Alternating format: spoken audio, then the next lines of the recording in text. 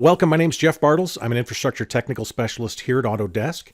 Today we're going to be looking at a technique to create custom 3D content for use in Infraworks. If you're someone who builds Infraworks 360 models, the chances are you've gone into the city furniture area and grabbed some things like vehicles and trees and street signs and things like that. Sometimes, depending on the project that you're working on, you may not find things that are as specific as what you may need for your project. So what do you do then? Maybe you go out and start searching the internet for 3D content. That's always a possibility.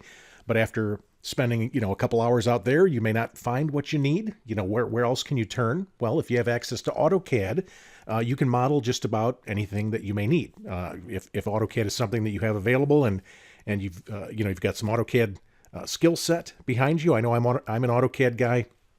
That's where I tend to look when I need things.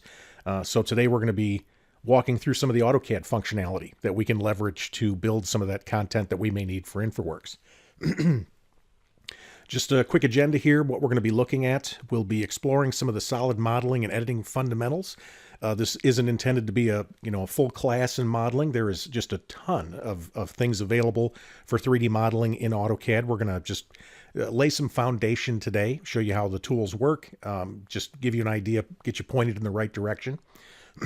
We're also going to build some 3D models. I've got a custom menu board over to the right there on the PowerPoint slide. We're going to put that together today as part of a project. We'll create another object as well, depending on how time goes here. We're going to be looking at creating and applying custom materials. I've done a little bit of that with you before. We've done another webinar on some of this stuff. We did a VR webinar where I created an object with some materials. So we'll be looking at that again. And then we'll look at how we can take the objects that we make in AutoCAD and import them into Infraworks. And then along the way, we'll be addressing questions. So that's it. Let me drop out of the PowerPoint here. And I'm going to start over here in Infraworks. Jeff, if I could just chime in, I'm sorry Sure. to interrupt, but I forgot to bring this slide up during my spiel. If anyone has any questions, please use the questions panel on your GoToWebinar interface. I'm going to be watching for questions, and if I see anything of interest or that I feel I could chime in and interrupt Jeff with, I will do so. So please don't hold back. Ask lots of questions.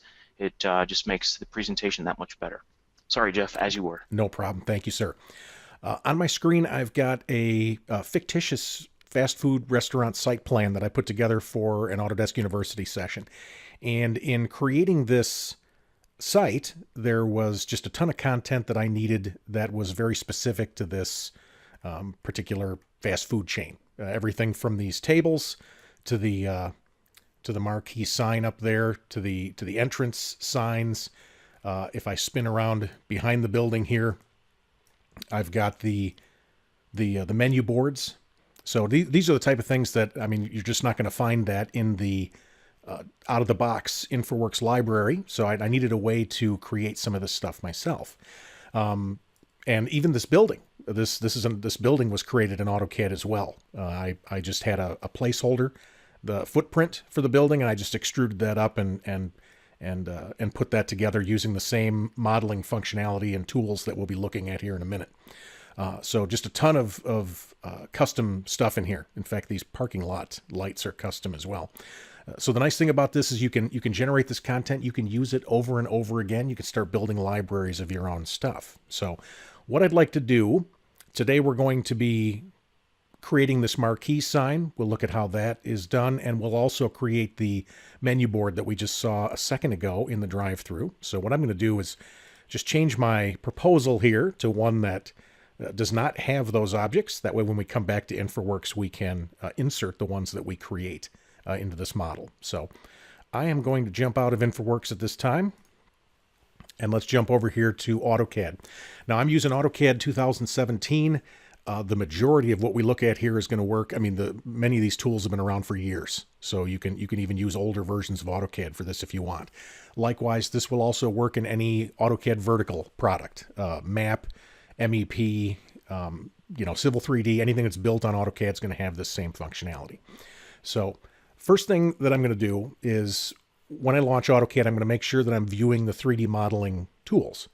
And one way to do that, I'll just come down to the lower right corner here, and I'll ensure that I'm using the 3D modeling workspace. You can see there's a couple of them here. There's the basics that'll give you just the simplified version of the tools, but I'm going to choose 3D modeling. It gives me all the functionality. So we'll start. Our goal in this session is to be looking at solid modeling tools. That's what we're going to take and focus on. So I'm going to hold my shift key and the mouse wheel, and let's orbit this. Just like doing a pan, but if I hold my shift key down, I'll do an orbit. So this allows me to see my environment from kind of a three-dimensional perspective. And here on the Home tab, this is like our general purpose collection of 3D tools. I'm going to, in the modeling panel here, if I open this menu on the left, we have a collection of primitives. These are simple 3D shapes that we can create that can be the building block for building more complex shapes. Very easy to use. I'm going to launch the box command here. Creating a box is just like creating a rectangle. I can pick my first corner. If you look at the command line, you can see some of the options down there. Length is just like dimensions. I'm just going to pick for the other corner, and then I'll pull this up and give it a height. I've just created a three-dimensional solid object. This object reflects light, so let me come up to the visual style menu here, and I'm going to change this to conceptual so we can see that. Once again, I'll hold the shift key and the mouse wheel here to orbit. Let's create a couple other shapes. I'm going to open this up and I'll pick on cylinder. Creating a cylinder is just like creating a circle. I'll define the center point, then the radius or diameter, and then I'll pull up to create the height. We'll just grab another one here. Cone, just like making a circle, but if I pull that up, it creates a sharp point. So very easy to create these shapes. Now, once you create them, AutoCAD remembers how they were built, and it will give you grips. For instance, if I select my cylinder, it'll remember this grip at the top is used to adjust the height. I can use these grips at the quadrant to adjust the radius or diameter of the object. Let me press escape. I'll select my little cube here, my box, and I can use these grips to drag this out and change the length, width, and height. Notice the extra dimensions that we're seeing there. I've got my dynamic input turned on. So as I grab this grip and pull, I can see one dimension is showing me how much I want to change the length. If I tap the tab key, I can go to the other dimension, which would give me the overall length. Let me make this maybe 12 long. Okay, so I can use dimensions on that as well. I can also, if I select this box, we'll go over to properties. I can see length, width, and height here. Same dimensions that I used or same attributes that I used when I built it. I can adjust these here. We can make this 12 by 12 by, let's make this like 1.5 tall. So very, very easy to customize these later. I can do that with the cylinder as well. Here you can see the radius and the height. I can also edit these shapes with my control key. You will find that the control key is very, very helpful with editing in 3D. If I hold my control key and I click in the middle of a face, it'll bring up this gizmo. Now there's multiple gizmos. We're just going to play with move here for a second. That's the move gizmo. In fact, this probably looks very similar to what we have in Infraworks. If I click the Z axis, I can pull this face up or down. Let me press escape. I'll hold my control key and I can click the front. I can then use the green axis here to pull this out. Now you don't have to press just faces. If I control click on an edge, I can use the move tool to adjust the location of the edge. And we don't have to do just edges. If I control click on a vertex, I can use this gizmo to affect the location of that vertex. So even though that's a solid object, using the grips, the gizmos, and the dimensions, I can quickly edit that to be something else if I need it.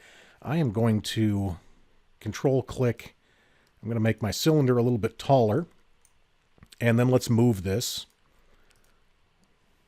Let me turn off my ortho for a second. Let me just put that so that it shares the same area as this shape.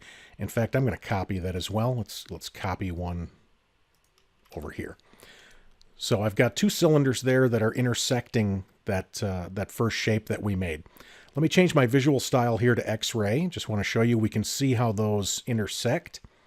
In addition to the dimensional and the grip editing functionality, we also have some Boolean commands. Here on the solid editing panel, I've got an option called union. I can use this to fuse solids together. If I launch that, I can select my first shape and we'll union it to this first cylinder. And when I press enter, watch the area where those volumes intersect. You can see how that was consumed. This is now a single object. I can also do the reverse. If I come up under solid editing here, I can say subtract.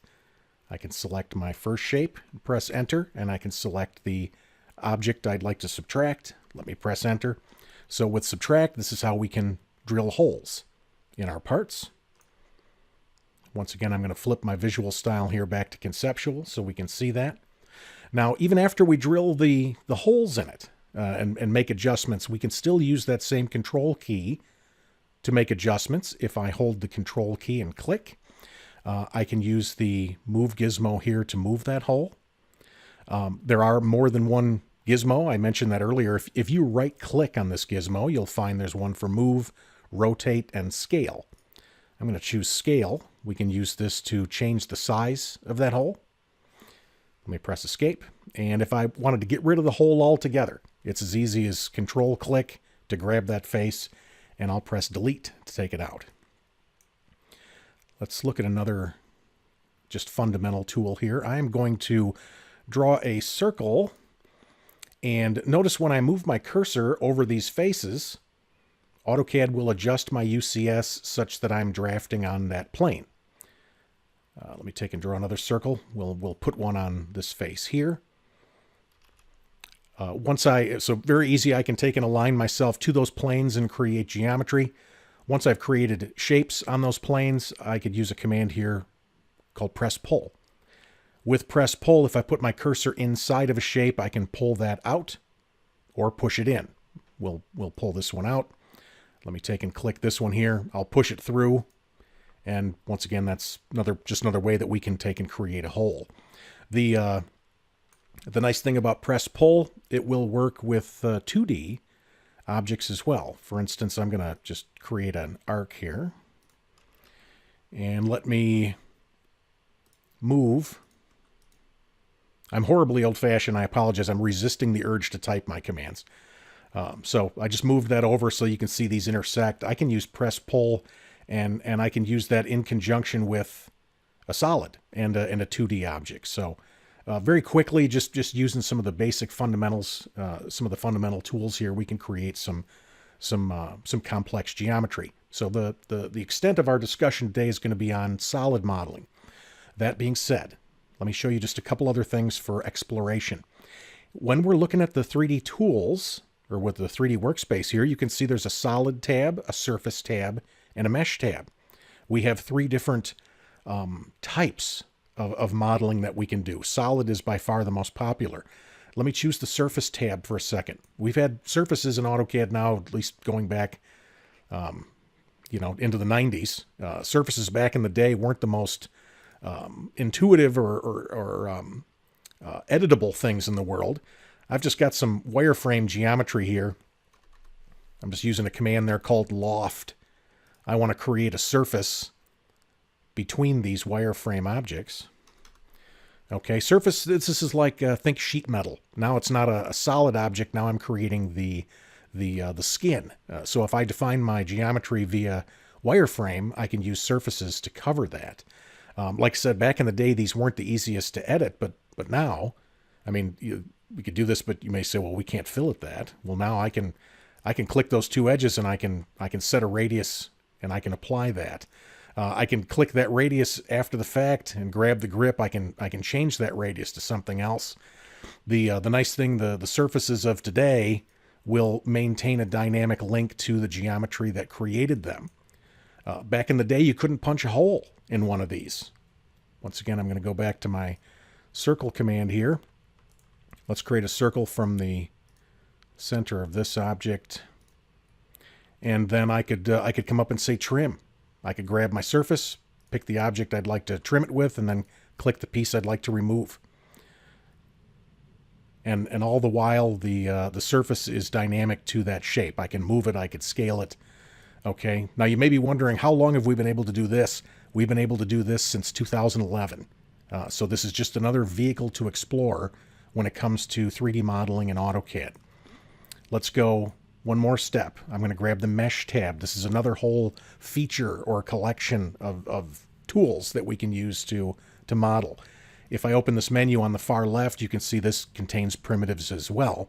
I'm going to create a mesh box. Let me just go ahead and I'll pick 2 points and I'll pull this up to designate a height. Now, when you first see this, it doesn't look much different than the box that we made before. Difference being, let me open my visual style here and I'll change this to shaded with edges.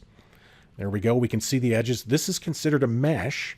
This is how you can create organic shapes. Back in the day, AutoCAD was really good at creating shapes, but they had to be very geometric. I've just selected that, and now I'm just bumping up the smoothing here. You can see that's now a smooth shape. Now remember how we edited the solids. I held my control key. You can see if I hover, I can control click an edge or a face or a point. Let me right click on my gizmo and I'll flip this to move, and I'll click and I'll pull this up. I'll hold my control key and maybe I'll grab the let's orbit this up a little bit. I'll hold my control key and I'll grab a couple of faces, and I may be grabbing the ones on the bottom. Hold on. Let's see what we get. Could be just me. We can grab multiple. There we go. I got multiple there. So I can take and use this to pull it in. I can rotate. I can scale. So this is how we can create, sculpted, more organic shapes. Just another tool. And then once we create these, I could select that and I could say, you know what? Hey, make that a solid. Now that it's a solid, it conforms to the same properties that the other solids do. So, I could pull a cylinder up through that and I could subtract that volume out. So, okay, ton of tools that we have available. This is why I like to say that you can model just about anything that you want in AutoCAD. If you have access to AutoCAD, and AutoCAD's a tool that you're familiar with, these are great tools to explore. So, that being said, let me adjust my menu here. I'm going to close out of this drawing. And what I'd like to do is start by modeling the large, like, marquee sign that was out in front of that restaurant in Infraworks. So to go about doing that, one of the workflows I like to use is to start with an image. I'm just going to drag and drop this image here into AutoCAD, and I'll pull this out. So this image represents my inspiration for creating that sign. I like to consider this drive-by modeling. Okay, I know what I want. I don't want to make up all the dimensions myself, so I'll go out in the car and start taking some pictures of things that I think I can use with my cell phone. So now that I have that, this obviously isn't a perfectly orthographic photo, but this will be perfect for my needs.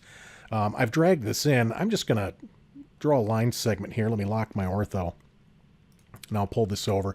And you could take a measurement if you want to get out of the car. Like I said, I prefer to just drive by and take my pictures. Let's assume, or after looking at this, I figure that's about 16 feet wide. So I could use my scale command now, and I could select this geometry. I'd like to scale it from the end point of this line, and I'm going to use the reference option. I'll type R for that. What's my reference length? It's these two endpoints. How long do I want that to be? I'll type 16. So now I've just set that to be 16 feet wide. And now if I use the distance command, just going to type DI here for distance, I can start pulling some rough measurements from this. I can see that's, approximately 9 feet tall. Let me tap my ortho here to turn this off. I can see the sign's about 19 feet tall. I can go through and start getting an idea of some of these shapes. So I don't have to be perfect. I don't have to get this down to the exact inch, but this gives me a way that I can quickly pull dimensions and generate a model that's going to look very similar to this in my Infraworks environment. So let me select this and I'll delete. We'll remove that image. And then I'm going to hold my shift key and the mouse wheel. We'll orbit this up, and we will construct that, that shape. I'm going to start by using some primitives. Let me open this menu on the left here, and I'm going to create a cylinder to start with. We'll create the poles first that hold the sign up. Let me just go ahead and pick my center point, and then I'm going to type D for diameter, and we'll give that a diameter of maybe 2.35 and maybe a height of 3.5. I'm going to say that this cylinder represents the concrete base that that sign sits on. Now that I have some geometry here that reflects light, we'll set this to conceptual. Now we'll create the pole.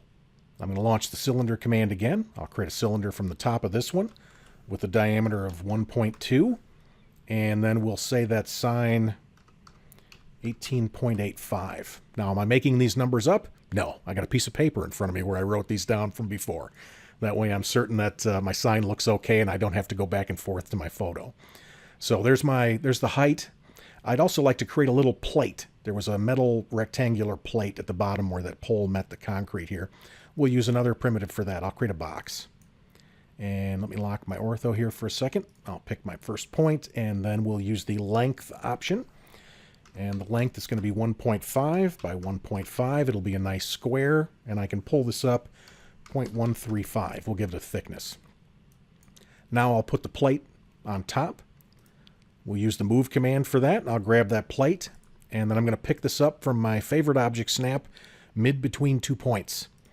I'd like to pick it up from the midpoint between these two opposite corners at the base. I'm now holding it from that location. I'll just take and place it to the top of this cylinder. So there's my first pole. I can now create the next pole. Now I could draw it from scratch, or I could just recycle this one. I'm going to launch my copy command, and I'll select that pole. Let's drag this over, and I estimate that's about 9.75 feet apart. Perfect.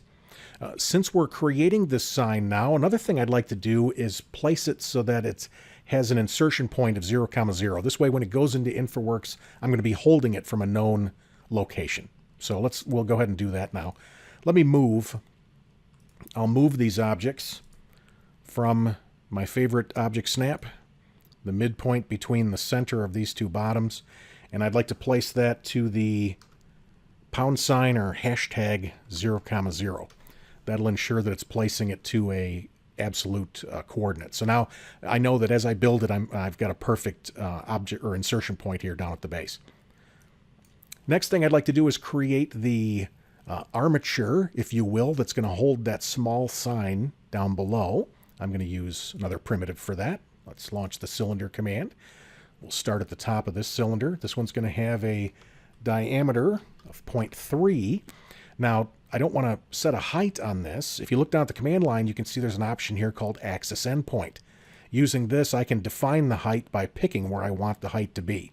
I'll grab the center of the top of this other pole. So I'd like 2 of these, so we will copy this one down. And when I copy it down, I've got my ortho locked. You can see that as I copy that, I just picked a point in space there, and you can see I can drag this in all 3 axis directions. In fact, you can even see that's -Z. Let me pull this down 2.25 feet apart. I want those. And then I'm just going to move the whole thing down. I'll just grab them both, and we will pull those down about 4 feet. So that's where that little sign is going to be. All right, now we can create the large top. Okay, that top marquee sign I've estimated is about 16 feet wide by 9.6 feet tall. I'm just going to generate a rectangle here. Let me launch my rectangle command. D for dimensions. 16 feet wide by 9.6 tall. So there's the overall shape. Now I'm drawing it laying down. There's no law that says I have to draw it at the top of the sign first. In fact, I like to treat my geometry like 2D and then convert it to 3D and then put it where I want it. Okay, just personal preference. So this is the overall shape. I'd like to round these corners with a fillet of 1.5. So let's launch the fillet command. We'll say radius 1.5. And then since this is a polyline, I'll use the polyline option, and I'll click and apply that to all the sides. Let's offset this. I'm going to offset it about 0.075. I'll offset that object out. What I've done here is created the absolute outer edge of the sign, and then this edge represents where it's going to be recessed or indented where the logo is going to be placed. So there's the sign. Now I'd like it to be 2 feet thick. Here, I'm not going to use a primitive. I'm going to use the extrude command. Whereas a primitive takes and builds the geometry from dimensions, I can also build solid models from geometry that I've drawn. So I can say extrude, and I can grab this closed shape, and I can pull this down 2 feet. Perfect. And I am going to set this to 2D wireframe here for a second. So here's my solid, and here's my polyline that's sitting on top of that solid. I'm going to use press pull and just push this down a little bit, but I want to get it on the other side as well. I want to have that indentation on the other side. So let's copy this shape from the endpoint here at the top to the endpoint at the bottom. I can now use press pull. You see I put my cursor right inside that shape, and I'm going to push that down. 0.05 gives me that nice recessed look. We'll see a little better when I flip to a conceptual wireframe. Let me click in here and I'll push this up. 0.05. So you don't have to have the object reflecting light when you do the commands. Sometimes it's easier to do it with the wireframe turned on. So there we can see I've got the nice recessed area. So let's put this sign on top of the poles. I'm going to go ahead and select this, and I'm going to use a gizmo to stand it up. Since I'm using a visual style that reflects light, when I select this, I'll see the gizmo. Let me right click and I'll choose rotate. And then I can click the ribbon that represents the axis that I'd like to rotate this around. And you can see the axis pop up on screen there. I'm going to use the red ribbon. And let me turn my ortho off for a second. When your ortho is off, this is real. I mean, I could type in an angle if I want. If my ortho's turned on, it's real easy. I just pull up and click. Now that's standing up. Now we'll put this in position. I'll say move. I'll move this. Now where do I want to pick it up from? Let me orbit this around. I'm going to use my favorite object snap mid between 2 points, and I'll grab the lower back endpoint, and then I'll grab the lower front opposite point. There we go. I am now holding it from the very bottom center of that sign, and I'm going to place that to mid between 2 points, the center of these two tops. Fantastic. One more thing I have to create, just this smaller sign. Going to be a similar workflow. We'll use a rectangle.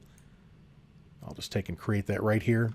D for dimensions, and this one's going to be 8.15, I estimated, by 4.4 feet. I can get rid of this stuff. I don't need that anymore. So there's my rectangle.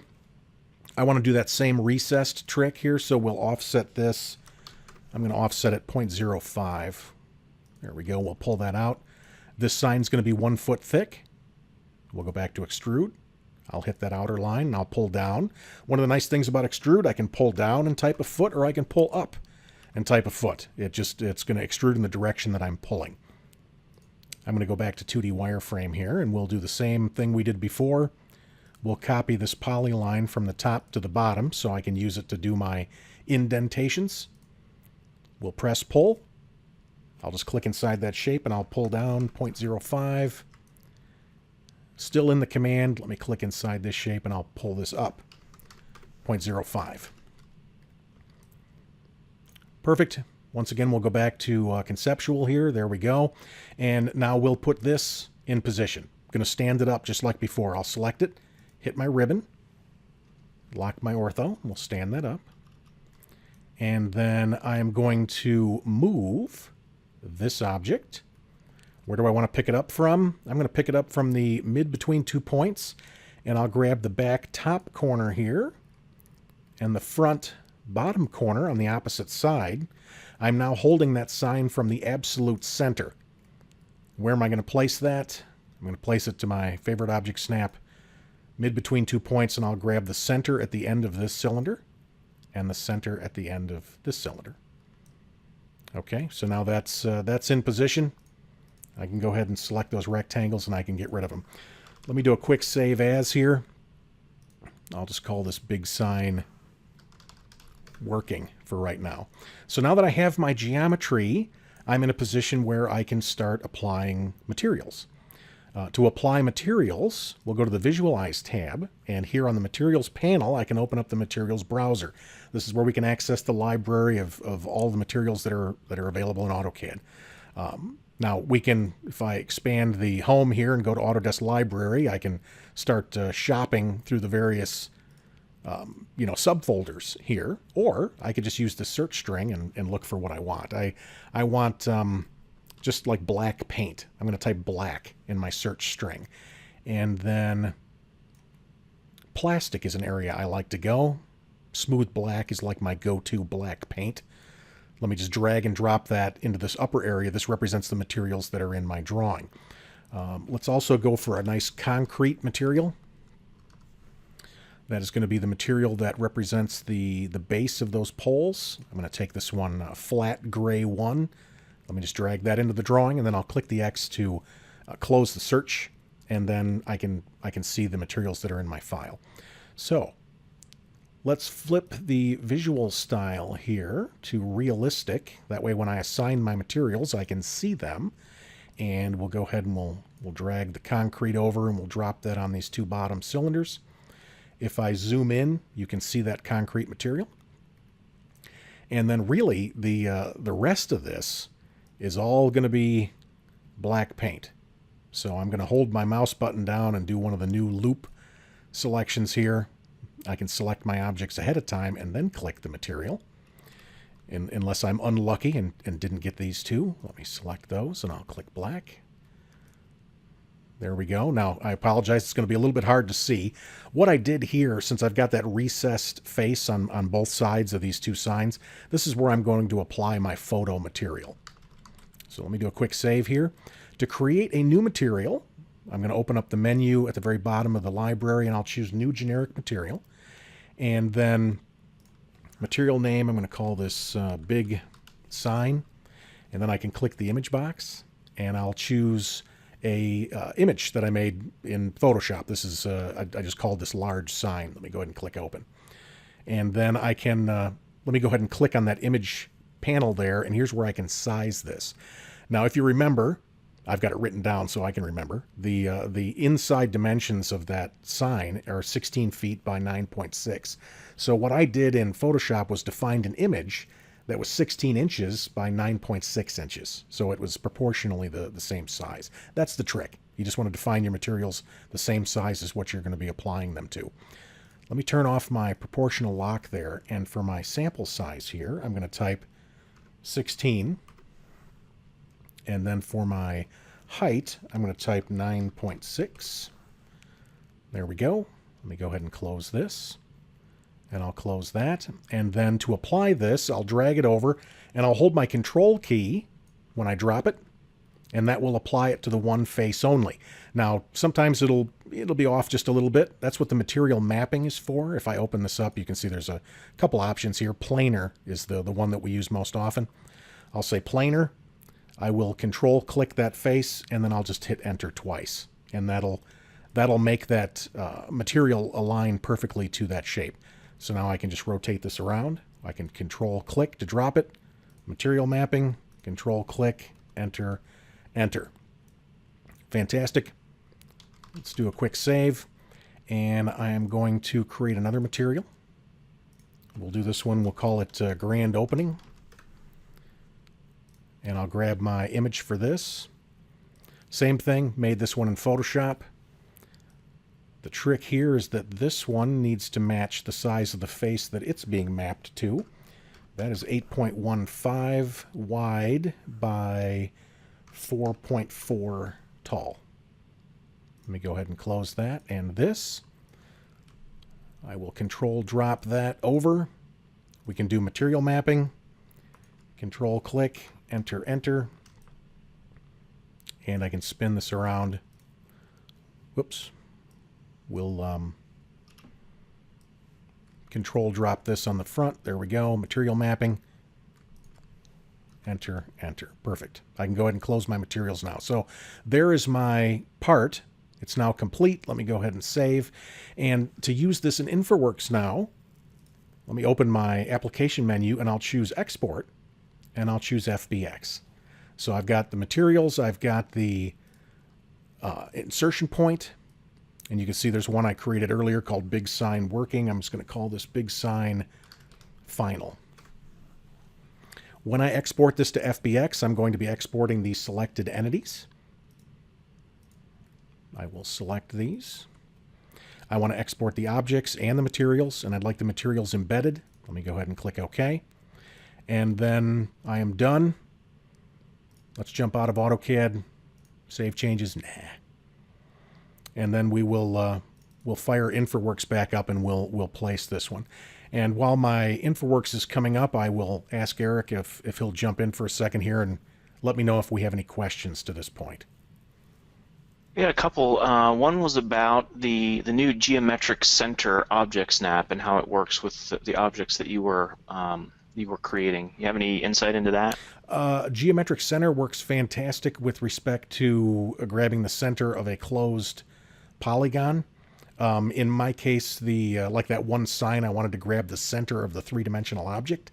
So I don't know if it would have been perfect for that, but yes, that is a more than possible. You can take and use that tool.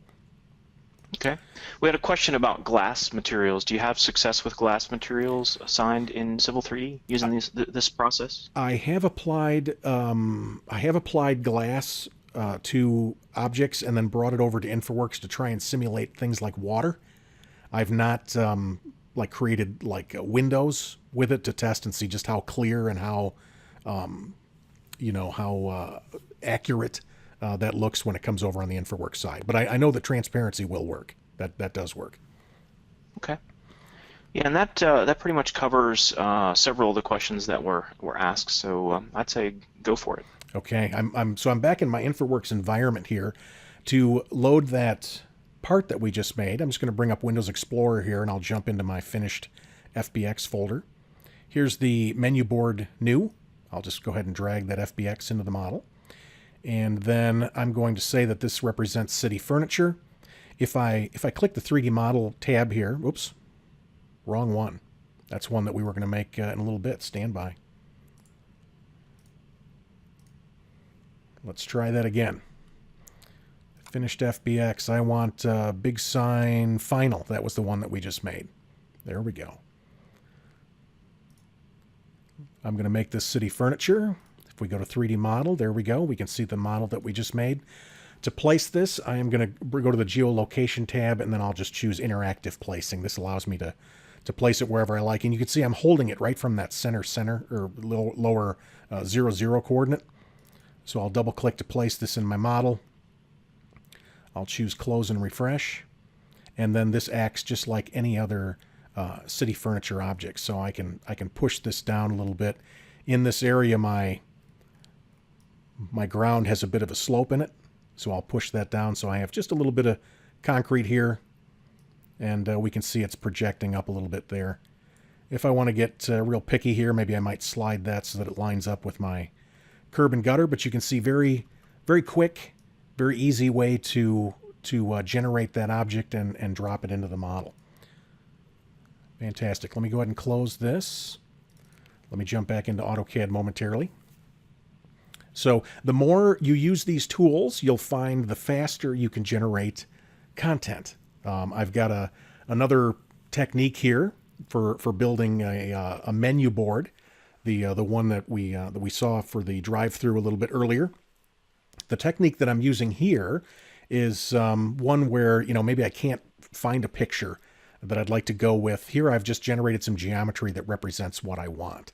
I drew this on a layer called Sketch. I'm just going to hold my Shift key and we'll orbit this around. You can see that I've got a layer called Menu Board Current. Okay, even though this geometry here, we can see if I can get my thing to pop up. You'll have to trust me. That's on the sketch lines layer there. There we go. So if I start building this now, I'd like this to be 6 inches wide here. So I'll just pull down 0.5 with an extrusion. You can see that when it creates the solid, it puts the solid on the the current layer, so we can use that to our advantage as well. Let me go to conceptual here.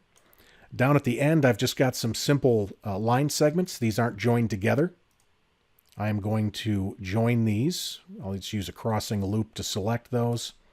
And then once they're joined into a polyline, I can come over to my properties palette and I can say, you know what, close that. That gives me a nice closed shape. I can then extrude this. We'll pull down. I want this to be 0.4. And then I'm going to use the trick with my locked ortho here to push this down. Doing the math there, if I push this down 0.05, that base for my menu board should be centered nicely. Could have used my midpoint between 2 points as well to get that in there. Press pull. I'd like to do a little indentation for each of these. Let me click inside this shape and I'll pull it down 0.05. Notice I'm still in the command. If I click this one, if we look at the command line, you can see there's a multiple option that allows me to grab more than one if I want. Let me press enter and I'll pull these down 0.05. So those are all indented at this point. Now I'd like to create a little piece of trim that goes around the outside here that's going to be white. To do that, I'm going to leverage this polyline that I created before, but you can see, now that we have solids that are sharing edges with our geometry, I'm going to come down and turn on my selection cycling. This will make it easier to select those objects.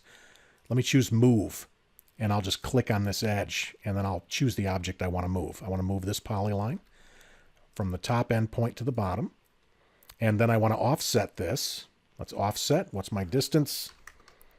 I'm going to estimate here 0.035, and I'll click that edge. I want to offset my polyline in. Perfect. So the selection cycling, great tool when you're modeling, makes it easier to select your stuff. Let me select this solid, and I'm going to hide it. I'm going to come down to my isolate objects here, and I'll say hide, and then I can get rid of these. I don't need those.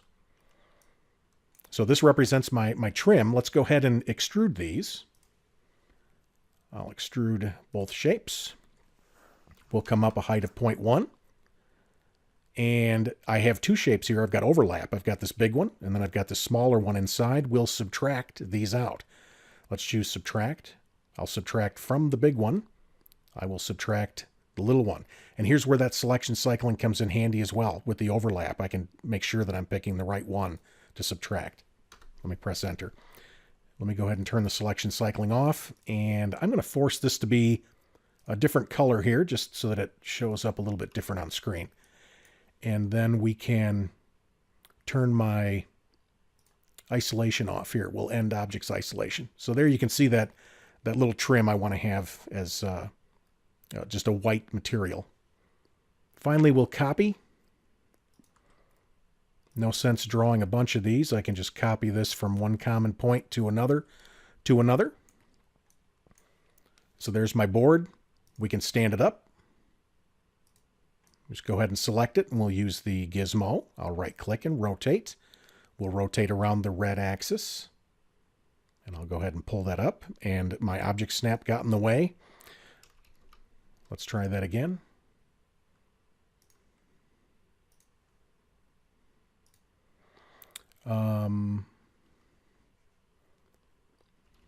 Hold on one second.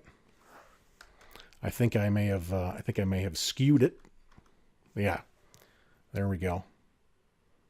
Let's select it again. Orbits. Another trick we can use, we can turn our object snap off, or if I hold the F3 key down, it will disable it while I pull that up so I don't screw up my drawing again. So I just pulled that up, and now we can say move. It's still selected. Let's move it from the mid between 2 points. And I'm going to grab these two corners, and we'll drop it to hashtag 0,0 to put that at the origin, or my insertion point. And then finally, we'll go to visualize here, materials browser. And you can see that I've already created a couple of materials ahead of time. I do want to grab some different colors here. Let me type red, and I'll come down to plastic.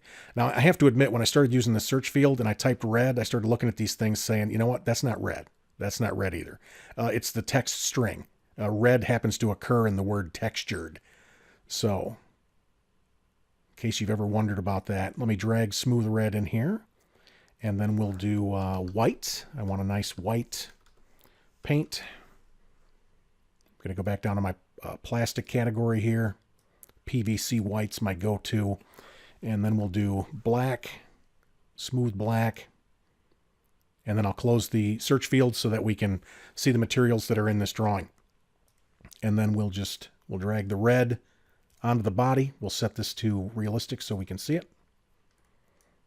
There we go. We'll drag the black onto the base. And then I will select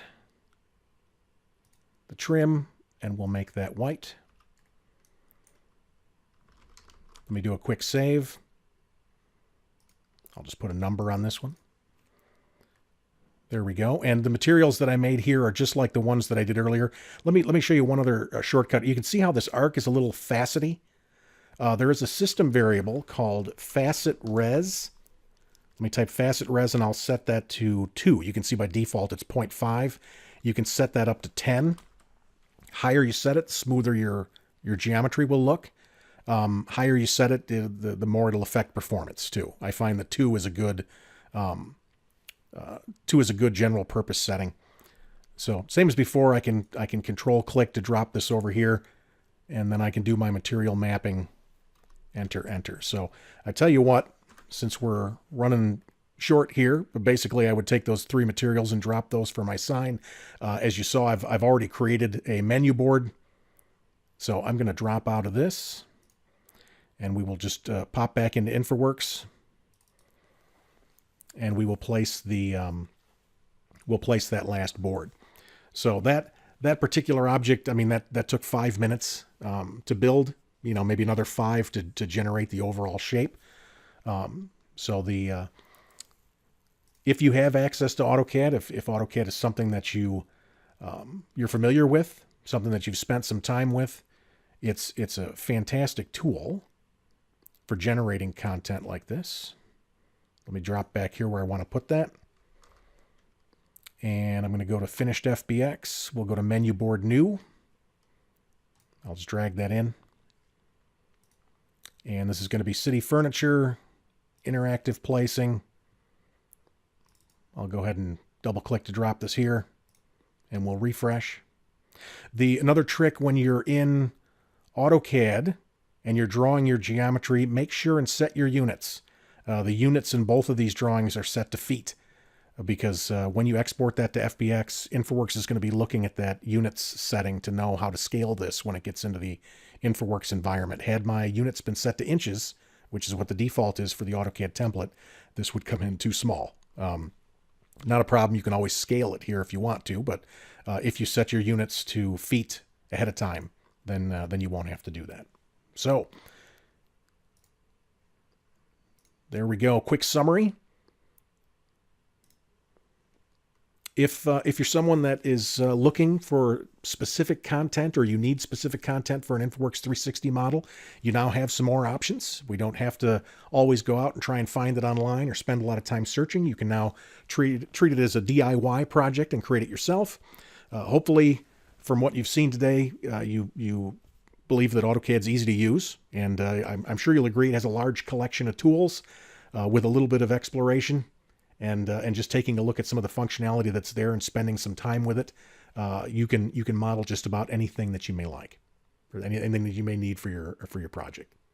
So with that, I want to thank you for coming, and I'm going to hand things back over to Eric. Thanks a lot, Jeff. Wow, that was an awesome job. I'm just going to share my screen really quickly and remind everyone about our next webcast that'll be coming up on Wednesday, March 1st. We do have a couple of minutes left. If you don't mind, Jeff, I'll throw out a couple more questions here. Sure.